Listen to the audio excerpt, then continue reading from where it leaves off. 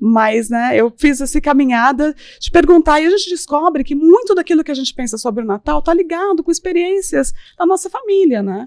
E é difícil fazer a nossa visão de Natal, a nossa percepção do Natal. Por isso que eu pensei em estudar e trazer com vocês. Mas eu queria começar com um texto, porque daí assim, né?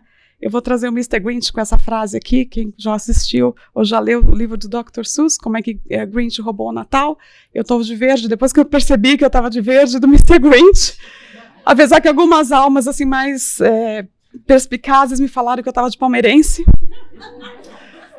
Não vou falar nada que eu estou aqui, não pega mal, né? Falar de palmeirense. Outros falaram, não, parece o Brasil, os verdes. Então, cada um, né? E Mr. Grinch. Mas antes da gente entrar aqui, eu trouxe um texto para cá, que eu queria ler para vocês, do Leandro Carnal. O Leandro Carnal é um professor, filósofo, ele tem um canal, ele é bem famoso, né, com as palestras dele, eu gosto bastante das coisas dele. Tem aquela coisa assim meio, né, picantezinha, assim meio irônica. E ele tem um vídeo sobre o Natal dele muito gostoso de ouvir o Carnal, mas eu não queria trazer o vídeo aqui porque é um pouquinho mais longo e eu queria ler para vocês. Então me permitam eu ler, mas eu acho que é legal para a gente pensar um pouco no Natal. Natal é um momento que algumas pessoas não gostam. Lembram da família que não possuem mais. Lembram de um passado que idealizaram e talvez nunca tivessem, mas que idealizam nesse momento. Lembram de pessoas que se foram, ou sentem falta de algo, ou avaliam mal a sua vida no final do ano. Se você é religioso, se você tem fé, Natal é uma celebração do mistério da encarnação de Deus para os cristãos. Se você não tem fé, mas tem família, o Natal é uma ocasião para reunir essa família, para você tentar algo diferente nesse fim de ano junto com a sua família. Momento de generosidade, momento de misericórdia, momento de compaixão, momento de passar por cima daqueles pequenos problemas que toda família tem, que toda família apresenta, e reuni-los em uma noite ou em um almoço, em alguma ocasião. Você não é religioso? Você não aproveita muito a ideia de uma família? Não se preocupe. Natal tem comidas maravilhosas. Tem tradições gastronômicas extraordinárias. O Natal é uma chance de você comer bem, de ser feliz. Ninguém riu para a família e para a religião. Comida todo mundo, né? Igualou aqui. Então, puxar o freio de mão, puxar o freio da culpa e soltar a culpa completamente para que você possa, então, aproveitar nessa noite ou nesse dia de Natal o máximo possível de comidas que lhe deixe bastante feliz. Não gosta de família? Não é religioso? Prefere manter a dieta? Natal é arte. Natal é oratória com Messias de Handel. Natal são músicas extraordinárias, como as músicas de Bach, como Magnífica de Bach, como Glória de Vivaldi. Músicas impactantes que você pode escutar e aproveitar muito. Não gosta de música? Não tem família dos seus sonhos? Ainda está querendo manter a dieta? Perdeu a fé lá atrás? Não se preocupe. Natal tem uma literatura vastíssima. Contos maravilhosos, como especialmente o de Dickens, O Conto de Natal, no qual um homem avarento, Scrooge, vai tentar viver uma experiência de Natal que é totalmente transformada pela visita de 3 fantasmas. Existem peças, existem musicais, existem poesias sobre Natal. Você pode aproveitar tudo isso. Não tem família? Não é muito de leitura. Não é uma ocasião para você comer, ou você não considera uma ocasião para deixar de lado a sua dieta. Não aprecia a religiosidade. Restou uma grande questão. Um dia de descanso. É um dia tranquilo, praticamente tirando médicos que bravamente continuam em emergência. Policiais e bombeiros, quase ninguém trabalha na noite. Aproveite para descansar. Bem, se você não gosta de descansar, você não gosta de literatura, não gosta de comida, não gosta de música, não tem família e não tem fé, convenhamos, amigos, que o problema não é o Natal, o problema é você. Então não jogue no Natal essa culpa. Eu adoro o Natal, né, ele falando, o encontro familiar, e queria desejar a todos vocês um Natal cheio de prazer. Prazer musical, gastronômico, familiar, prazer religioso, prazer literário, onde você desejar encontrar o prazer. E se ele ainda não foi encontrado, que nessa noite de Natal você cometa esse milagre e deixe nascer um menino santo dentro de você, que vai lhe tirar da dor, da solidão, do isolamento. Feliz Natal. E aí, é muito interessante, né? Porque, assim, é a nossa escolha daquilo que a gente vai fazer com essa época. E a representatividade, por que a gente comemora o que a gente comemora? Então, quando eu trouxe aqui o Mr. Grinch, porque tem, né, se vocês não assistiram, alguns leram, viram o filme, é muito bonito, realmente, é engraçadinho, né, mas tem um sentido por trás disso, porque ele rouba tudo, ele rouba comida, ele rouba a árvore de Natal, ele rouba os presentes, ele vai viver lá longe daquele grupo feliz que comemora tudo. E depois ele descobre o significado do Natal. Então, é um pouco disso que eu vou trazer aqui para vocês, para a gente junto falar um pouco dessas tradições, né? E eu escuto às vezes a pessoa falando, eu não comemoro o Natal, porque Natal, imagina, era uma festa pagã que a igreja virou num feriado e não tem nada a ver. Não, tem a ver. Tem a ver se a gente buscar onde começou tudo isso lá atrás. O porquê que a gente comemora, por que foi escolhido essa época do ano, por que 25 de dezembro? A gente já sabe que não foi a data que Jesus nasceu oficialmente, né? Já não precisa mais ficar, nada a ver, comemora o nascimento, nem foi no dia 25. Mas tem a ver com a época do ano para o hemisfério norte. Porque lá atrás, eles comemoravam, os romanos comemoravam, nessa época, eles já tinham um festival, muito antes de Natal existir. Existia a Saturnália, onde eles comemoravam o solstício de inverno, quando é a noite mais longa do ano. Então, esse simbolismo dessa noite mais longa do ano e o sol nascer, o sol é vitorioso, é o sol invicto. Eles comemoravam que a luz venceu. Né? Tanto com o sol invictus como Mitra, que já é da mitologia. Também já era um deus que também era venerado pela questão do sol. Né? E vem, é tudo uma união de informações que a gente não pode ficar só na questão de que a igreja colocou que é um feriado religioso, por isso a gente comemora. Nós vamos pensar nessa parte de universo, onde nós estamos no calendário em termos de rotação da Terra mesmo. Por que a gente está por que a gente tem o solstício, né, de inverno? Por que nessa época no hemisfério norte? Então, para a gente também pensar em significado, o derivado da palavra Natal, né, que vem do latim, significa nascer. Então, eu fiquei pensando em tudo que eu estudei, que essa questão da igreja ter colocado o simbolismo de Jesus nascendo nessa época do solstício tem a ver com a luz do mundo. Tem a ver com uma noite longa, como a gente viu aqui antes, mais cedo, num texto que a Alina leu, da época que a humanidade estava passando, da escuridão que a humanidade estava passando. E o que Jesus representa em termos dessa proposta de amor, tudo aquilo que ele vivenciou.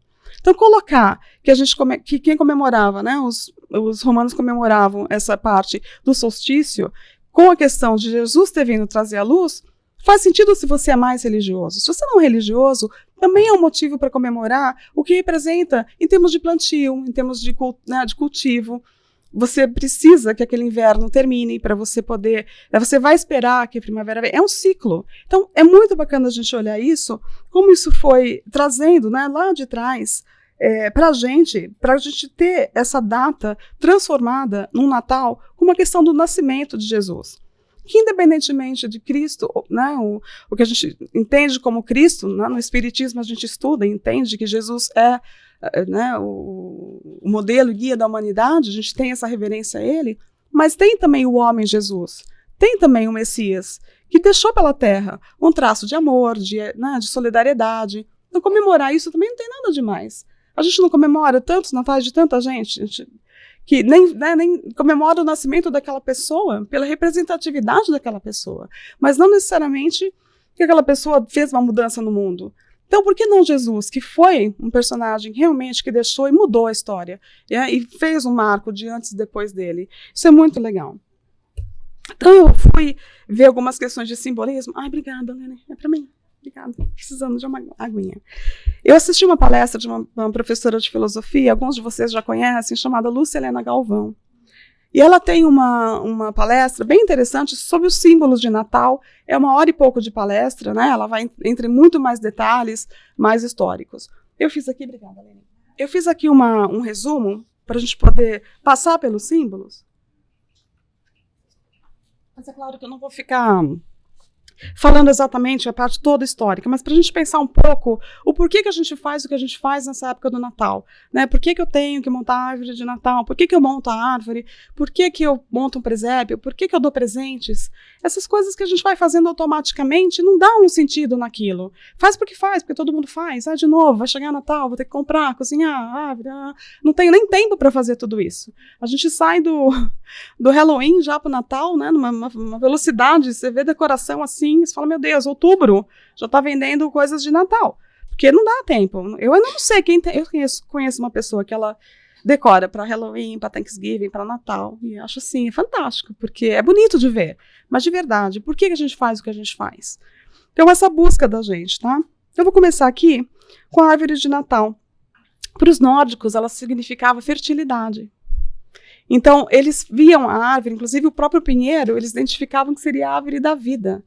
Tanto que ela vai explicar nessa palestra muito legal, queria que vocês puderem assistir. Ela explica que, teoricamente, eles entendem que o pinheiro é a árvore da vida, que a raiz do pinheiro, na verdade, ela deveria ser inversa, que a árvore da vida, as raízes estão no céu, e a copa está para baixo. Então, que as bolas que são enfeitadas seriam o universo. Então, se a gente fosse colocar, baseado nos nórdicos, a árvore deveria ser colocada de cabeça para baixo, com as bolinhas, né, penduradas, significando essa ligação com o universo. Ela pendura... Então, olha que legal. Então, essas coisas que vão vendo por que a gente faz o que a gente faz. Né? Muito bonito, então, a fertilidade da árvore. Então, e aí, quando eu vi isso, eu fiquei tão feliz, porque pela primeira vez, quando eu montei a árvore lá em casa, não me deu raiva. De ter que montar a árvore de Natal, porque te traz um propósito. Por que você está fazendo o que você está fazendo? Só porque é Natal? Porque a igreja faz, eu não comemoro o Natal? Que bobeira essa história de árvore. Será que foi só a igreja que chegou nessa conclusão, assim? De que é legal montar uma árvore cheia de luz? Tá linda essa árvore aqui, né? Parabéns aos decoradores, né? Sandrinha, acho que é a Lourdinha. Baigisa! Então, olha só, depois você chega lá, quando vocês forem comprar, a feijoada, você só diz, a árvore tá linda. A estrela, né, em cima da árvore. Então, é lógico, a gente sabe que a estrela ela significa aí, né, a direção, porque foi a estrela que guiou, né, os 3 magos até o local do nascimento de Jesus. Existe toda uma parte também astronômica, né, de posição, enfim. É muito extenso, vocês depois procurem saber. Mas, assim, por que eu ponho uma estrela? O que significa essa estrela? E também o nascimento da luz, que é Jesus. Então, a gente põe a estrela lá em cima. Né? E é tão bonitinho, porque eu fui vendo ao longo do tempo da minha filha colocar a estrela, né, e pegar e colocar, para ela pôr a estrela. E esse ano não precisou a gente pegar ela no colo mais. Ela já alcança colocar lá em cima, é tão bonitinho ver isso. Então, essa estrela também, ela é uma estrela de 5 pontas. Nessa palestra, ela explica fantasticamente o significado dos 5 pontos na estrela. O que tem a ver com a gente, o que tem a ver com, né, aquele desenho de Da Vinci do homem dentro daquela estrela. O significado dos elementos que a gente supera quando a gente tem a nossa consciência. Uma das pontas é justamente a consciência que a gente adquire que comanda as outras. Água, terra, né, fogo, ar. É muito legal. Então, depois, se vocês puderem, eu te passo no final também, assistam, porque é bacana. Presépio. O presépio foi montado pela primeira vez por São Francisco de Assis em 1223. Deixa eu ver se é isso mesmo, se eu lembro, é isso mesmo. Para não falar errado a data, né?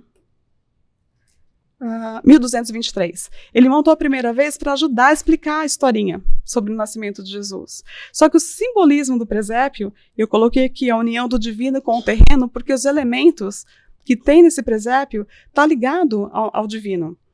Tanto que, tá usando o exemplo dela, né, ela diz que tem o touro e tem o jumentinho, que representa justamente as nossas ações na Terra, porque a gente sempre está agindo, não importa se a gente está agindo certo ou errado, a gente não está inerte, a nossa função na Terra é estar em ação. Então eles falam que o touro representa o extremo da ação, né? Você enfrenta tudo, atrapalhado, vai derrubando as coisas. A outra ponta é o jumentinho parado na inércia que não vai fazer nada. Então, o ideal seria a gente ter um equilíbrio, né? Não excesso, saindo derrubando tudo e não ficar paradinho sem fazer nada. Só que interessante, os indianos falavam que o equilíbrio não é o centro geométrico. O equilíbrio é o ponto do triângulo em cima, que é o que liga a divindade. Então, fala que a gente nunca vai conseguir um equilíbrio se a gente não conseguir uma ligação com o divino. Então, o presépio traz isso também, com outros elementos dentro do presépio, mas uma delas seria isso, a gente olhar a nossa animalidade, né, e onde a gente fica. Então, se a gente olhar para cima e procurar essa ligação com o divino, a gente acha um equilíbrio. E é verdade, porque a gente percebe quando a gente está desconectado, vai ficando atrapalhada a vida. Aí, quando você consegue achar alguma coisa, geralmente está ligado a uma música, a uma oração, a uma conversa boa com um amigo, não é verdade? Quanto que não acalma, quanto que a gente não acha esse pico do triângulo? Papai Noel, que a gente tem aí uma visão, né, da Coca-Cola, que conseguiu trazer a imagem desse velhinho, mas assim, não acredito em Papai Noel, não vou falar para os meus filhos que Papai Noel, né, não existe, eu vou falar que não existe, enfim, as decisões de cada um com relação a ele. Mas, de novo, por que a gente fala de Papai Noel? Da onde surgiu? A importância até de mostrar para uma criança. Existiu um São Nicolau, ele foi generoso, ele dividiu, ele deu os presentes, ele usou o dinheiro dele para ajudar as pessoas. Então, se a gente tirar essa imagem de que não, Papai Noel é só para comprar presente, para ficar aí inventando que desce pela chaminé, não acredito nada disso. Vamos buscar lá atrás o porquê que esses povos antigos, e pode ter sido a gente mesmo, a gente vem de uma reencarnação. Da onde as pessoas talvez tenham uma ligação melhor com essas tradições do que outras? A gente pode ter vindo dos povos nórdicos, indianos, enfim, nós somos, somos muitos, somos vários. Então, Papai Noel como generosidade, como aquela pessoa que está distribuindo alguma coisa. E não foi presente físico, ele foi ajudar economicamente. São Nicolau foi isso. E aí toda essa transferência da Europa para a América, os holandeses trouxeram. Porque até o nome de Santa Claus é parecido com... Não vou nem falar como que é Santa Claus em holandês para não passar vergonha, mas é bem parecido, tá? O nome. A ceia. Aquela comilança toda, que todo mundo ficou animado, falando na comida do Natal, tá todo mundo... O presente pode não estar pronto, mas o cardápio deve estar pronto já, Quem vai fazer o quê? Como eu não gosto de cozinhar, sempre é um outro estresse para mim. Mas assim, o que representa comer junto? A nossa união durante comer. Quando a gente senta com alguém, quando a gente convida alguém para comer. Puxa, que delícia, vamos almoçar junto? Vamos jantar lá em casa? Fiz essa comida para você. Então é a fraternidade, é a união. Os povos europeus começaram a fazer isso abrindo as portas das casas dele nessa época para receber as pessoas para comerem. A importância dessa união, dividir o pão, essa comunhão que a gente... É tão gostoso. A gente fica aqui comendo alguma coisa na cantina, conversando, estar em volta de uma mesa, que delícia isso. Então não é só uma obrigação de Natal a ceia, tem uma representação além, se a gente quiser dar essa representação, se a gente pensar um pouco mais nisso, porque senão a gente fica miserável, fica assim, tudo é motivo de estresse, tudo isso não existe, não tem sentido mais do que a gente imagina. E as velas e os presentes, que é outro motivo de estresse, o que eu vou dar, que eu vou comprar, mas olha só, os presentes, sempre dá confusão, aquele amigo secreto de roubar presente, eu não sei quem inventou, mas como dá confusão às vezes, pegar aqueles presentinhos. Mas assim, os celtas tinham o costume, por conta do solstício de inverno, porque a noite era muito longa, eles davam velas de presente uns para os outros, com uma representatividade da luz, do calor, de lembrar a luz que existe no outro. Então, qual foi a última vez que a gente deu um presente que lembrasse o outro, a luz que ele tem dentro? Pensa no que você já ganhou. O que o outro está vendo em você? Hoje a gente tem vergonha de dar vela. Vou dar só uma vela. Não, o significado de uma vela. Lembrar assim, você tem uma luz dentro de você. Acenda a luz. Você veio. A gente ganha a vela bonita, não acende nunca, Deixa a vela lá cheia de pó, falando vou acender porque a vela é linda.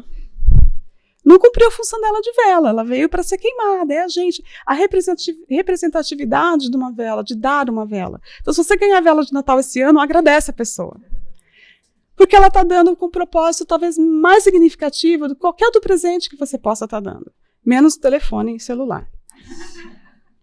Então, essas velas e os presentes que foram dados, quer dizer, eles têm assim a tradição pagã de Odin, que cruzava os céus e levava presentes na tradição nórdica, e também tem a tradição do Nicolau. Quer dizer, foi tudo uma transferência, mas com o propósito o quê? De generosidade, de doação, de uma coisa divina que a gente poderia contribuir. Então você percebe que quando você começa a ver que tudo isso que estressa, que você tem que ter, e olhar com um significado diferente, realmente aquilo que o Grinch falou, talvez o Natal signifique alguma coisa diferente. Não é só, não existe em mercado. Pode ser algo mais. Dentro desse eu quero só botar para fazer um comentário aqui. Vocês viram que eu coloquei uma foto de família ali no cantinho, E quando eu fui procurar foto de família, eu falei, nossa, como é que será que eu ponho uma foto de família? Porque a gente sabe que foto de família nunca é o que mostra na foto. Então eu peguei essa que o cara tá exatamente com o telefone para mostrar que é só naquele momento, porque depois a gente não sabe o que aconteceu nesse almoço, nesse jantar. Porque é difícil, família, né, que não tem, a gente sabe. Juntou família, sempre dá aquelas coisas, assim, aqueles estresses. Então eu fiquei pensando nisso, a gente tem essa ideia, né, que tem que estar ali tudo perfeito, tudo arrumado, posando para foto. Mas de verdade, qual que é o significado da gente estar sentando junto para comer? É isso que eu queria trazer a atenção dessa imagem que a gente tem um pouco distorcida. Mas vamos lá. Eu achei esse acróstico sobre o Natal num site da FEB, da Federação Espírita Brasileira. E no final, no último slide eu coloquei o nome do texto, porque vale a pena, o texto é muito lindo. Infelizmente não tem o nome do autor. Ele é baseado, né, na literatura espírita, mas não tem o nome do autor, então não pude dar o crédito. Mas está dentro do site da Federação Espírita. E aí, essas palavrinhas, né, nascimento, amor, tolerância, alteridade e libertação. Palavras para a gente pensar um pouco, o que a gente pode dar de significado desse nascer, desse renascer, que é a proposta do vencimento da luz sobre as trevas. E não só de Jesus, mas de nós, de todos os dias que a gente escolhe a luz, escolhe olhar que a gente pode, que a gente tem capacidade de superar algumas coisas e acender de pouquinho em pouquinho a nossa luz, né? E acender a luz do outro. Então ele começa com a primeira questão, óbvio, né? A gente está falando numa federação espírita, a gente acredita nesse Jesus, que é o modelo e guia da humanidade, né? O administrador do planeta Terra, esse ser iluminado que passou por aqui, que é grandioso. Então ele vai falar do nascimento, mas o nascimento de Cristo, não na noite do dia 25, mas quando Cristo nasce no coração da gente. O momento que a gente tem esse contato com ele, que ele vem e você fala, nossa, falavam tanto disso, mas hoje eu senti ele dentro de mim. Então ele vai dizer isso, né? Como que o momento em que o momento que chega para cada um de nós, né? Na dor, na morte, a dificuldade financeira, a enfermidade de um parente, um filho, numa hora de desespero, ou no momento de grande ternura e de imensa paz. Não é só nos momentos de dor que a gente tem esse contato com ele. Às vezes você tem um sentimento que não está ligado à sua dor, você tem uma gratidão, você sente aquele momento, naquele momento ele nasce, o contato com essa divindade, é o que ele tenta mostrar para a gente, né? E sentir ele dentro da gente. O Raul Teixeira fala isso pra gente, ele tem um texto também sobre o Natal que vai te explicar isso, como ele nasceu no coração de cada um, até nos personagens do Evangelho, né?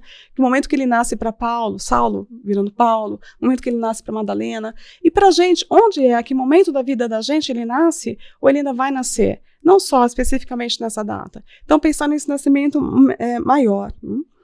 A questão do amor, eles colocam num exemplo que Leon Denis dá sobre o amor de Deus por nós. Esse amor infinito, incondicional do Criador pelas criaturas. Ele chama de paternidade divina.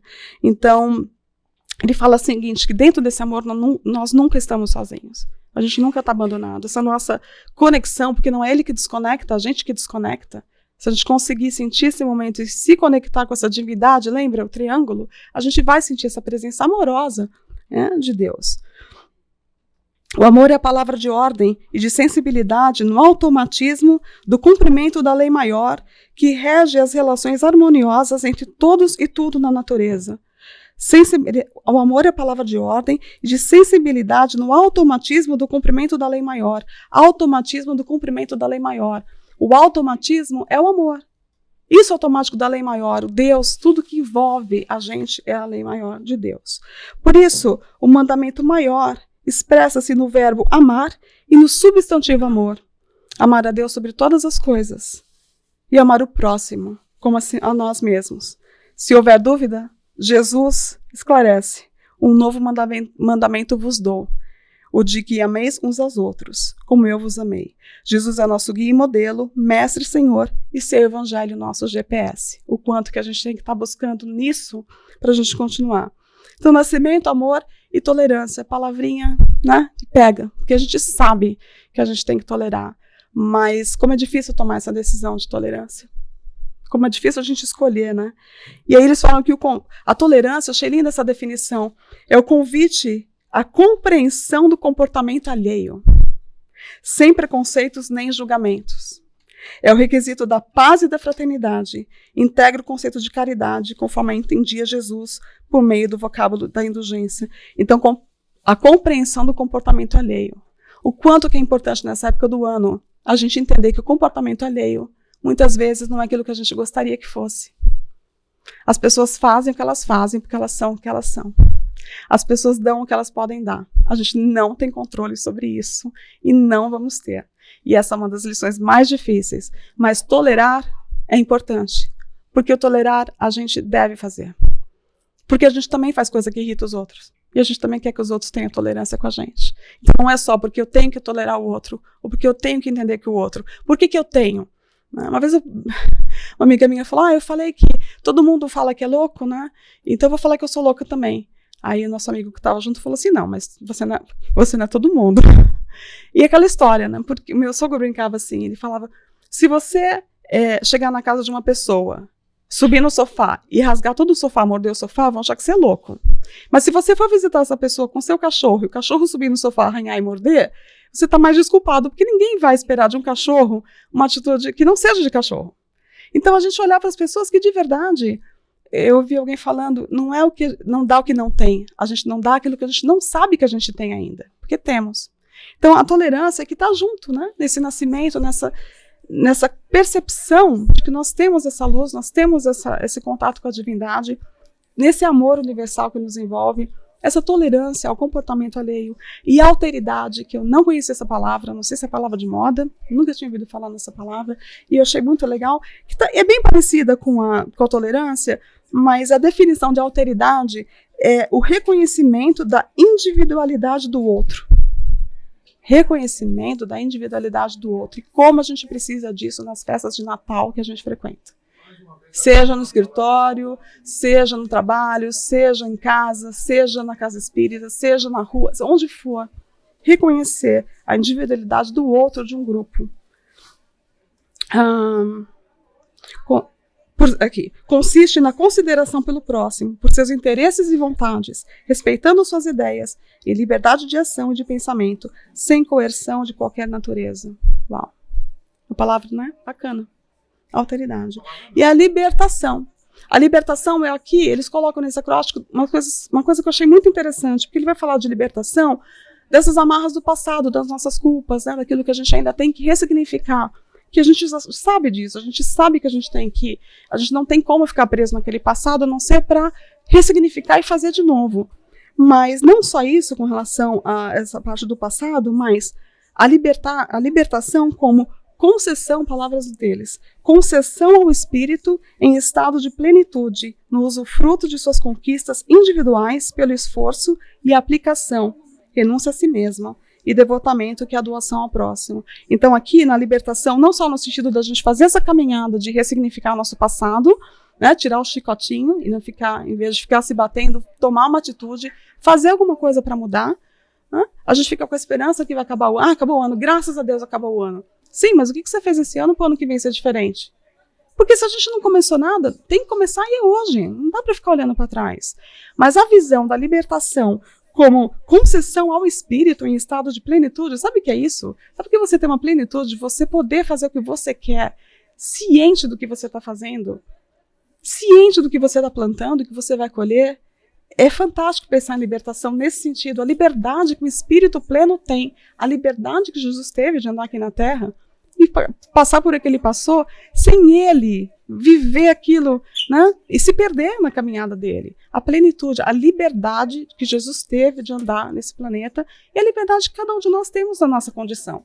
Que nós estamos aqui hoje, escolhemos estar aqui. Mas a liberdade plena. Então, para mim, esse acróstico aqui foi muito bonito para a gente pensar no significado de Natal. E daí eu cheguei no texto do irmão X, que está no livro que o Chico psicografou, chamado Antologias de Natal. São vários contos, várias histórias, muito texto bem bacana. E esse aqui chama Natal Simbólico. E caiu bem com aquilo que eu estou pensando, se a gente todos esses símbolos externos que a gente tem, que tem tanto significado, Qual o significado do Natal que a gente conhece, com a história que a gente conhece, que é o nascimento de Jesus, com tudo aquilo, né? Com a manjedoura, com a estrela, como é que é isso? E esse texto, ele traz exatamente isso, que eu queria dividir com vocês. Então, o irmão X conta que ele encontrou um espírito muito iluminado, que fez essa reflexão para ele, desse simbolismo do Natal exterior com aquilo que a gente pode ver dentro da gente. Lembra? Eu falei do nascimento da gente, da nossa luz, da nossa caminhada. Então ele vai dizer que cada espírito é um mundo onde o Cristo deve nascer. Por que acontece? A gente não vai fazer desse planeta regenerado se a gente não fizer, né? Lembra que não é alguém que vai fazer, o planeta vai regenerar, a gente vai fazer regenerar. Se a nossa vida não melhorar, ninguém vai chegar de fora e resolver. A gente vai ter que fazer parte dessa modificação, a gente vai ter que dar um passo. Então ele fala que fora loucura esperar a reforma do mundo sem o homem reformado. Jamais conheceremos povos cristãos sem edificarmos a alma cristã, mundo onde o Cristo deve nascer. Então, de novo, esse convite para que ele nasça dentro da gente. O simbolismo de Jesus nascer dentro da gente, dessa luz, desse exemplo dele nascer dentro de nós. Então, começa com a historinha lá que a gente já sabe, que é o recenseamento, né? Porque como foi que Jesus foi parar naquela estrebaria, naquela manjedoura. Havia um recenseamento, eles estavam saindo da Judéia para Belém, né? José e Maria estavam indo, Maria grávida, para fazer recenseamento que foi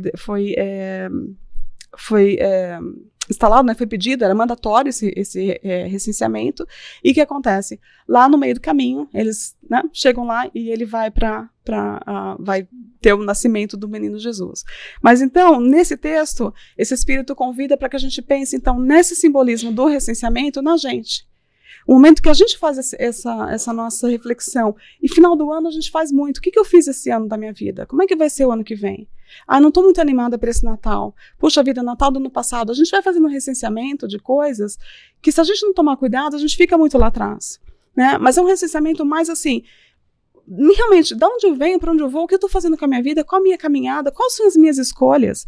Se minha vida não está legal aqui, o que eu preciso fazer?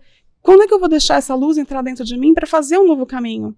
Então, esse recenseamento de Jesus, interessante, que é um convite para a gente parar e pensar também. E esse Espírito fala, né, que alcançamos a transformação essencial justamente em fase de contas espirituais com a nossa própria consciência, seja pela dor ou pela madureza de raciocínio. A gente aprender alguma coisa pela madureza de raciocínio deve ser bem mais legal do que doer, né? Às vezes seria tão bom se a gente não precisasse passar por tanta dor para aprender, mas a gente tem um raciocínio.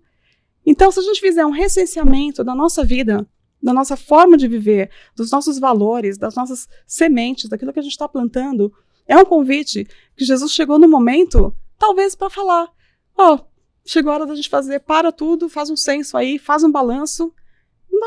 Não está tão difícil assim a gente pensar no final do ano, no Natal, né? Jesus veio com um recenseamento, e o nosso recenseamento? Como é que está dentro da gente isso? É uma forma da gente pensar no nosso próprio recenseamento, né? E aqui embaixo, porque toda essa sequência de acontecimentos com relação a Jesus está descrita no Evangelho de Lucas. E lembrando que Lucas, ele teve contato com Maria, mãe de Jesus. Então, muito do que está ali é a memória do que ela contou para o Lucas, né? Por isso que eu trouxe aqui, está em Lucas, capítulo 2, versículos de 1 a 5. E aí ele vai falando, né, desses outros simbolismos. Primeiro, não havia lugar para ele. Então, quando eles estão indo, né, por que eles vão parar naquela estrebaria? Porque não tinha lugar para eles. Então, ele faz uma analogia. O fato de não ter lugar para Jesus nascer, para eles não acharem nenhuma hospedaria aberta. O que significa para a gente internamente? Nunca possuímos espaço mental para inspiração divina, absorvidos de ansiedades do coração ou limitados pela ignorância. Será que a gente também não tem lugar para Jesus? Será que a gente também não há vagas? Né? Eu estou tão cheio de tanta dor, de tanta ansiedade, de tanta raiva, de tanta coisa, que não tem lugar para ele nascer? No sentido de nascer dentro de mim, dessa luz? Onde está a minha abertura? Será que eu também não vou abrir um espaço para ele chegar de mansinho ali? A única estalagem, um hóspede sublime, foi a manjedoura. O que isso traz para a gente como pensamento? Não oferecemos ao pensamento evangélico senão algumas palhas misérrimas de nossa boa vontade no lugar mais escuro de nossa mente. O que a gente oferece? Quantas vezes eu me comprometo com a minha melhoria espiritual, com o meu crescimento espiritual? Uma vez por semana? Eu só vou para a igreja, ao centro, sei lá. Só vou quando tem, sei lá, um batizado, casamento? Tá bom demais? Não é o ir lá, é o que você se conecta. Será que a gente está dando... O que a gente dá da gente? Eles falam que as migalhas que eles conseguem da gente, eles fazem muito.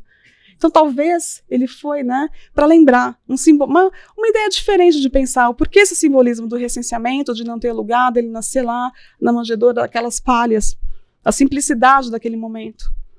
Surge o infante celestial dentro da noite. Quase sempre não sentimos a bondade do Senhor, senão no ápice das sombras de nossas inquietações e falências. Ele veio no meio da noite. Por que Jesus não nasceu num dia claro, ensolarado, maravilhoso? Ele nasceu à noite. Ah, não, mas é porque... Sim, claro, mas porque a gente pode achar um monte de resposta. Mas pense em simbolismo só. Um convite de por que ele nasceu à noite. Tem um texto de Emmanuel que ele fala que ele veio à noite para não ofuscar os companheiros celestes que o acompanharam no nascimento dele. Para não ser uma coisa vista para todo mundo. Na noite, ele pôde vir mais humilde com toda aquela companhia celeste. Achei linda a descrição. A estrela prodigiosa rompe as trevas no grande silêncio. Quando o germe do Cristo desponta em nossas almas, a estrela da divina esperança desafia nossas trevas interiores, obscurecendo o passado, clareando o presente e indicando o porvir. Então, essa estrela, que vem, que cruza o céu, que a gente sabe que anunciou a chegada dele, olha que coisa maravilhosa, obscurecendo o passado, como lembrando assim, o passado. Só vai valer para você mudar daqui para frente, não para você ficar com um chicotinho lá atrás. Mas clareando o presente, essa luz que traz o agora. O que a gente pode fazer agora com a nossa vida? E indicando o porvir, a luz que está lá. A gente sabe que a luz está lá. A gente tem que caminhar para essa melhora, para isso. Porque tanta coisa que a gente passa aqui, não é possível que a gente vai ficar passando pelo mesmo problema. Outro dia eu vi uma palestra do Sadhguru, ele é um indiano, e ele estava falando que a gente tem um problema que a gente anda em círculos. Então, a gente sabe que a nossa evolução, ela não é uma linha estreita, Ela é uma espiral, assim. A gente vai, na semana a gente está bem, está super bem, daí a pouco a gente cai, aí você vai de novo. Então, nessa concepção, se a gente anda assim, ele está dizendo que, por exemplo, se eu vou sair daqui e vou lá para a praia, em Deerfield, se eu estou indo daqui para lá e eu caio num buraco, eu falo, puxa, caramba, caí no buraco, beleza. Não cheguei na praia ainda, fiquei no buraco. Se eu tentar de novo ir para lá e eu cair no mesmo buraco, eu estou passando pelo mesmo caminho, eu não mudei de caminho. Aí você vai de novo tentar, aí você passa, então, tentando arrumar o buraco, mas é o mesmo buraco, você passando pelo mesmo caminho. Então, assim, ele vai dando exemplos de que tudo que a gente passa na vida que é repetitivo, presta atenção se a gente não está dando em círculo. Por que aquele problema está acontecendo de novo? É porque eu não estou seguindo em linha reta. Eu não estou subindo em espiral. Eu estou em círculo porque eu estou de novo passando na mesma rua com o mesmo buraco. Então a gente tem que tentar sair disso. A gente tem que passar daquilo. Então já sabe, está vivendo o mesmo chefe, o mesmo relacionamento. Qualquer coisa que seja que a gente tem, que de novo eu não acredito que eu estou nesse lugar, a gente está andando em círculo. Chega a hora da gente pegar um outro caminho e sair desse movimento, Então, lá dentro, da visão de como Jesus nasceu, você tem a manjedoura, você tem a imagem, e aí a imagem que a gente tem, graças a São Francisco, é o presépio, com todos os elementos do divino que eu já falei. Mas quem que está lá? Quem que faz parte desse presépio, então? Dos animais, que ele vai dizer que são as primeiras visitas que chegam para ver Jesus. E qual a comparação que ele faz com esses animais com relação ao nosso interno? E nossa caminhada pela transformação moral, os sentimentos animalizados do nosso ser são os primeiros a desfrutar o ideal do mestre. Lembra, no livro dos Espíritos está falando que a gente tem um corcel. Não é ruim ter emoções. O problema é quando as emoções, esse corcel, toma frente, desenfreado. Porque para sair de uma situação, um cavalo tem que sair. Ele dá força para você sair. Mas se ele sair desembestado, quem segura um cavalo desembestado? Então é isso. É a nossa animalidade, no momento que você tem contato com esse divino, a gente tem condições de fazer escolhas diferentes, a gente tem condições de fazer histórias diferentes. Para que sim, o Natal seja diferente, o ano seja diferente, sejam várias coisas diferentes. Os pastores, os anjos, os magos, a presença dos pastores, a simplicidade desses pastores de estarem naquele momento. E faz essa conexão com os nossos pensamentos naquele momento. Os nossos pensamentos mais simples e puros que possam se aproximar do Cristo.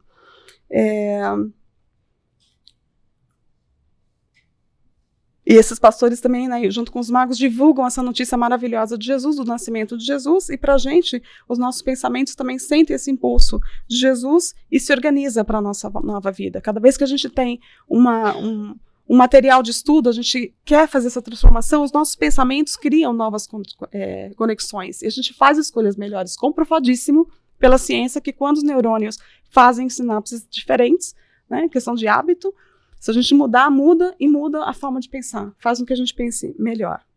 E os anjos, né, eles falam que, então, nesse momento de canto, na chegada de Jesus, e para a gente, no instante da nossa renovação com Cristo, velhos companheiros nossos, já redimidos, exultam de contentamento na esfera superior, dando glória de contentamento na esfera superior, dando glória a Deus e bendizendo os espíritos de boa vontade. Lembra, os anjos cantaram, né? Glória a Deus nos céus, paz aos homens na terra de boa vontade. Paz na terra aos homens de boa vontade.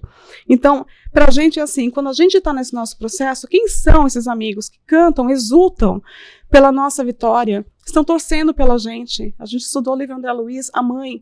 Quantos espíritos a gente não vê que está torcendo pela gente, que está cantando feliz, porque a gente está tomando decisões diferentes.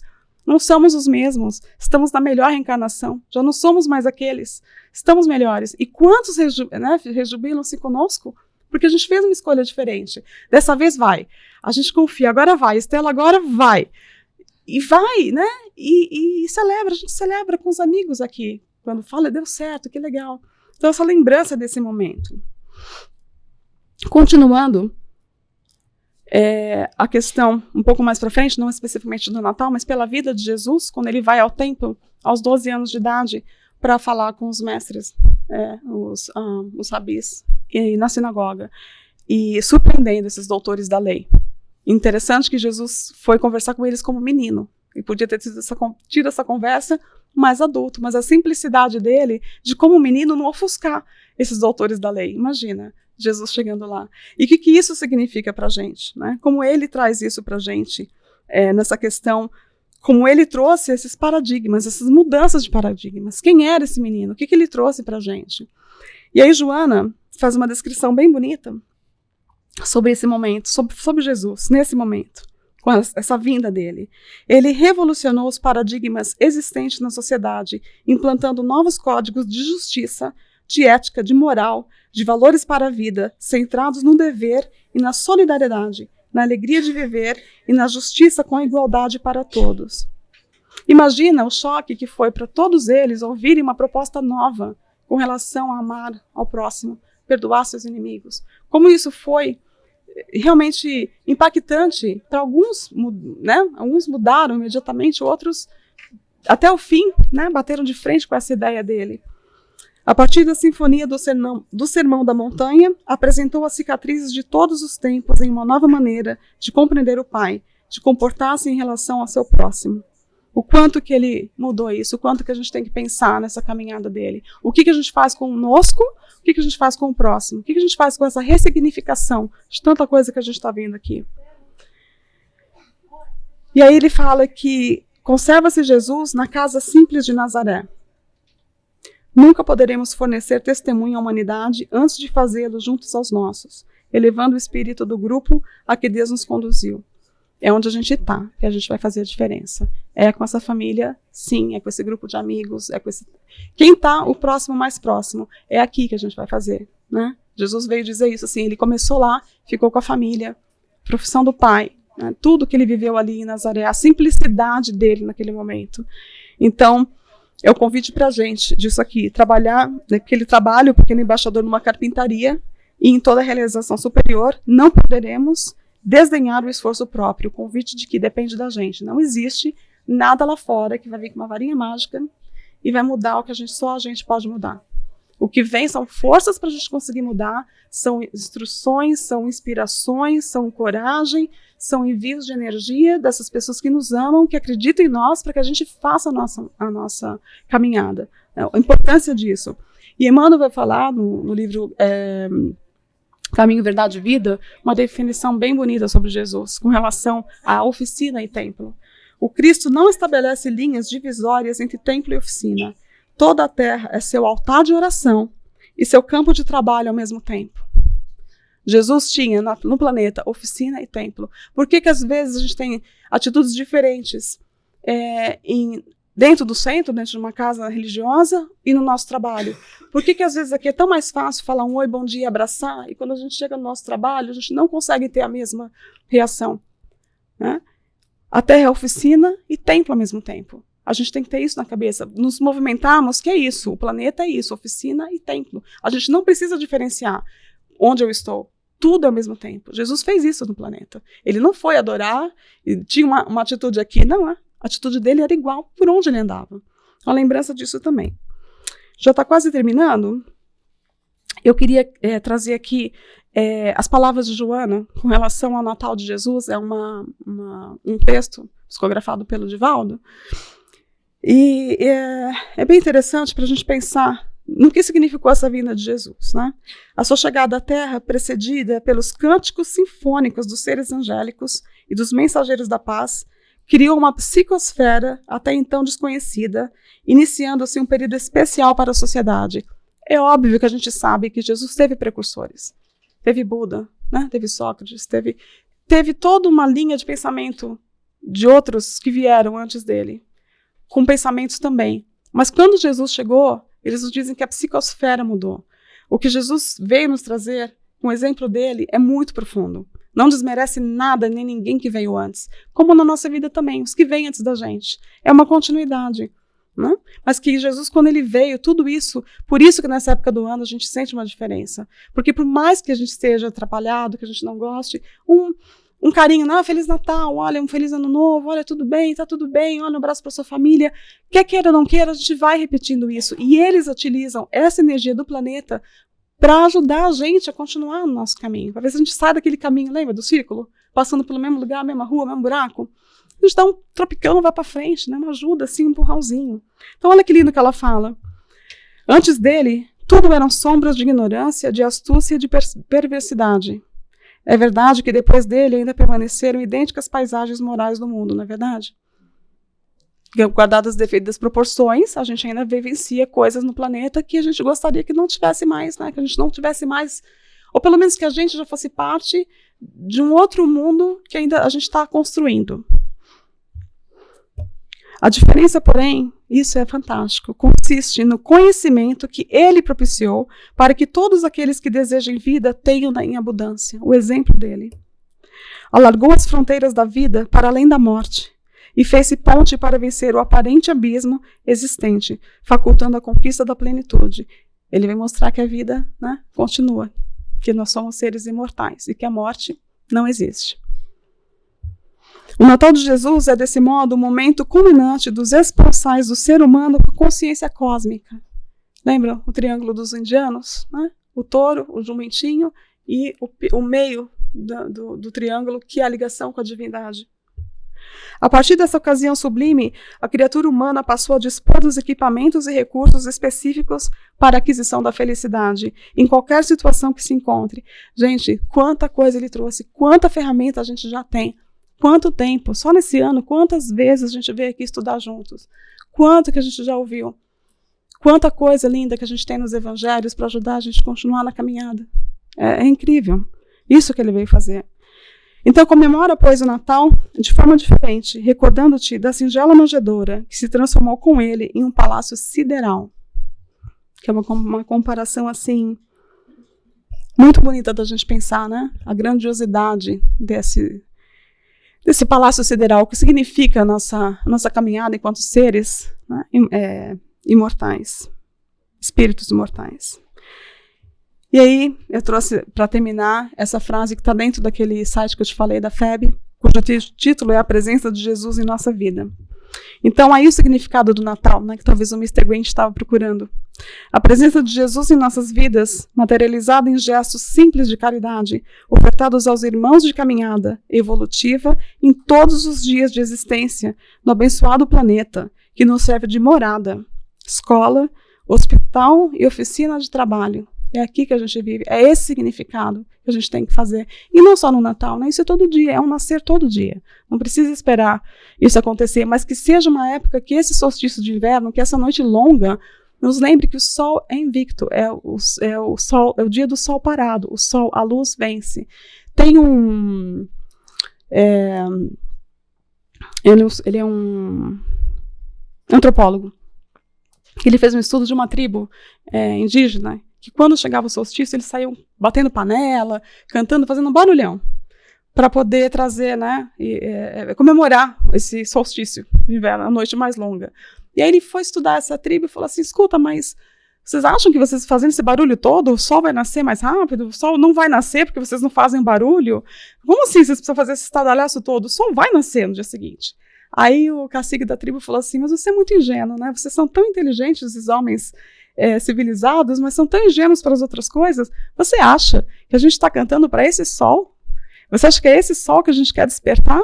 Esse sol físico, ele vai aparecer de qualquer jeito. Ele é só uma lembrança de que nós temos a luz. A gente está cantando e batendo panela para despertar o sol que tem na gente.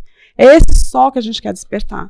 Então esse solstício, que seja isso, que a gente desperte esse sol dentro da gente. O sol vai nascer, lógico. Mas e a nossa luz interna? Quando é que a gente vai decidir que a gente vai ter que bater panela, fazer barulho, que seja? Ligar para um amigo, qual é o barulho que a gente vai fazer para que essa luz dentro da gente, ela realmente brilhe, que a gente lembre dessa luz dentro da gente. É esse o convite do significado do Natal. Então, de novo, né, ele revolucionou os paradigmas existentes na sociedade, implantando novos códigos de justiça, de ética, de moral, de valores para a vida, concentrados no dever e na solidariedade, na alegria de viver e na justiça com igualdade para todos. É isso, gente, que a gente possa ter essa visão, que a gente possa ressignificar. Conversa com a sua família, pergunta, escuta o que eu sinto pelo Natal.